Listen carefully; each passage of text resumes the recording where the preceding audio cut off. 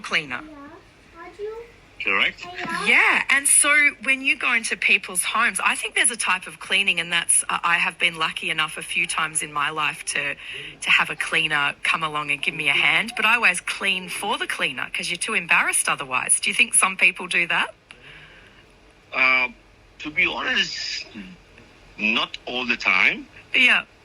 Yeah, but some people they would before we heading there to do our job, they just normally giving a bit of a tidy up, so make sure it's our life are easy as well. That's it. Now, when you get home to your own house, though, Sam, after cleaning for other people, do you feel like cleaning?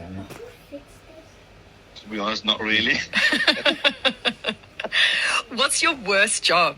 I think so, like everyone has something that they don't mind doing, but then there's things that you just can't stand. I don't really like vacuuming. It's too loud. What do you not like and what do you not mind doing?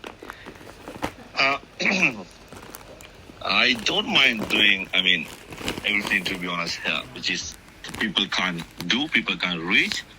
Like some people can't do their vacuuming with their own because they have the bugs so back or whatever, it's back pain, or they can't bend properly because they have their illnesses. So it can be a great act of kindness, cleaning for people, if you can't do it yourself. Correct, it is because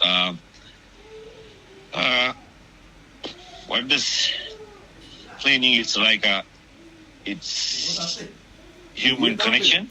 We clean houses, but behind every job, there's a person or family who needs our help. Yeah. Sam Silver, thank you very much, from Jim's Cleaning in Morwell. It's 7:30 and time